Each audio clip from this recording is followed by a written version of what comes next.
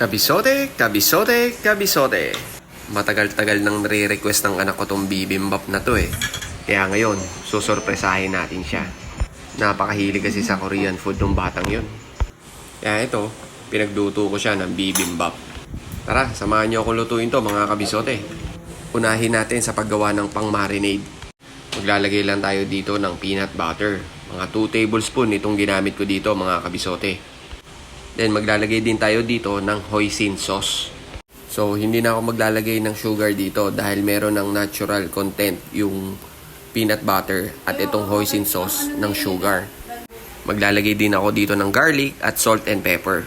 At syempre dahil Korean food, hindi pwedeng mawala yung gochujang. Hindi ito yung the usual marinade kabisote ha. Gumawa lang ako ng sarili kong version para maiba lang naman. Wala namang masama mag-experiment at mag-try ng ibang lasa. Diskarte na lang yan kung ano ang mas magugustuhan nila. Then, ulitin mo na lang pagka mas nagustuhan nila yan. At least, may bagong panlasa silang matitikman. Kung hindi man nila magustuhan, at least nakapag-try ka ng bagong recipe. Huwag kang mag-alala, walang tama at mali dyan mga kabisote. Paano? Kung nagustuhan nila, di ayos, di ba? So, mabalik tayo dito. Maglalagay ako dito ng hot water para mas mabilis ma-dissolve yung peanut butter natin at itong gochujang. Unti-unti lang ang paglagay mga kabisote hanggang sa makuha mo yung tamang consistency. Pag okay na, tikman mo para malaman mo kung may i-adjust ka pa sa lasa.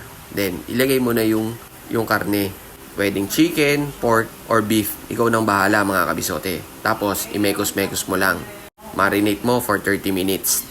So habang minamarinate natin yung karne, hiwain naman natin itong mga veggies na gagamitin natin.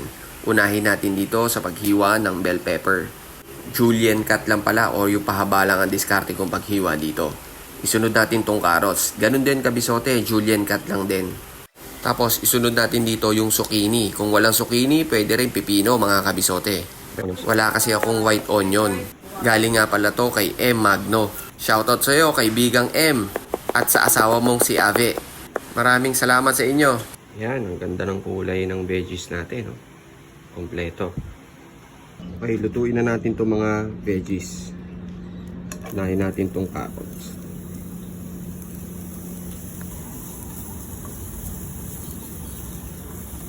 Lutuin lang natin for 2 to 3 minutes para lumabas yung natural flavor ng carrots. Okay? Then set aside.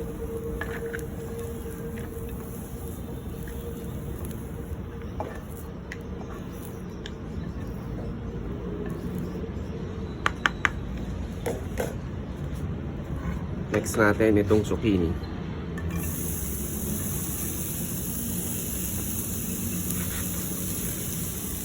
So lutuin lang natin to for mga 1 minute.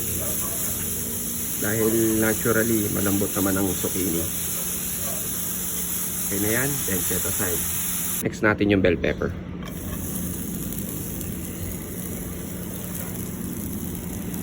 So, mga 1 minute lang din tong bell pepper natin.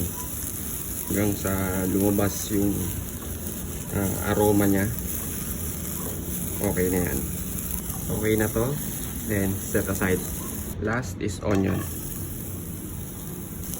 1 minute lang din para lumabas lang yung natural sweetness ng onion.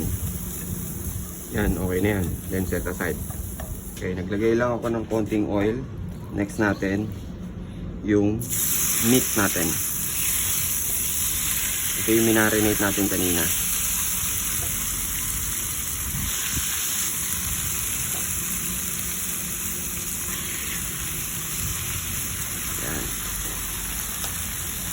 After 1 minute, flip mo lang. Kasi may browning na siya mga kabisote.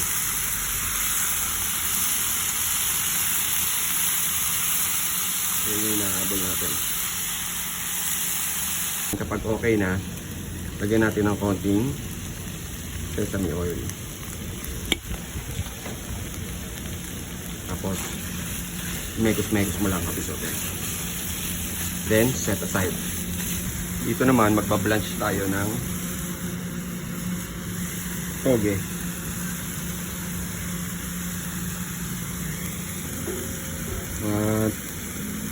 20 to 30 seconds lang, kabisote. Okay na yan. And set aside. Then kangkong.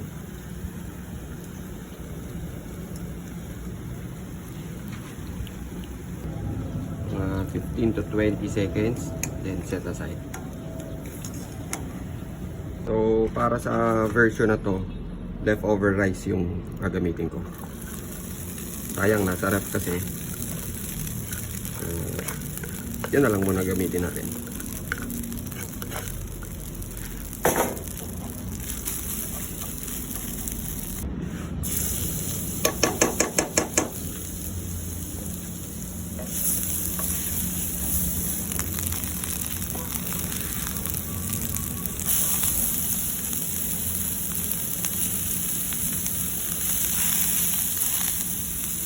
Salt and sesame oil. Mga kangkong, kupit-kupitin niya.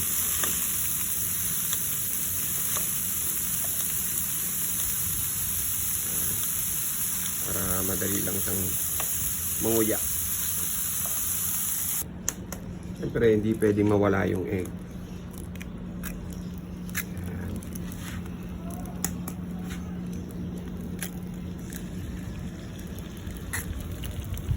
At ayan mga kabisote, hindi ko na napakita sa inyo kung paano mag-plating. Gutom na kasi yung anak ko. Pati si Mrs. gusto ng mga gat eh. Parang pitbull dito sa gilid na gusto ng manlapa. Ang tanong na lang dito, papasaba sa kanila yung lasa. Kayo kabisote, ano sa tingin nyo? Papasaba to o hindi? Pero nakita ko na yung anak ko na nag-thumbs up eh. O siya, ano pang hinihintay mo kabisote? Tara, kakain na!